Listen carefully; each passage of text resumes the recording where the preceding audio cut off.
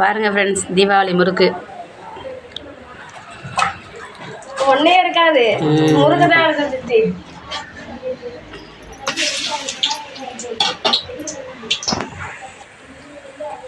நல்லா இருக்கா முறுக்கு?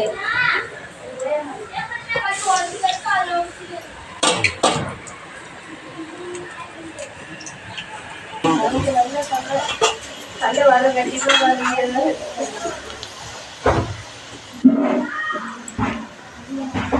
எவ்வளோ தூரத்துலேருந்து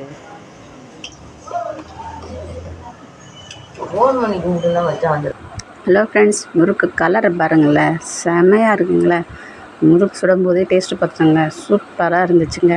இந்த முறுக்கு எங்கள் அக்கா செய்கிறாங்கங்க. அப்புறம் அவங்க ஒரு வேலையாக சொல்லிட்டு கிளம்பிட்டாங்க. அதோட நான் முறுக்கு திருப்பி போட்டேன் பாருங்களேன்.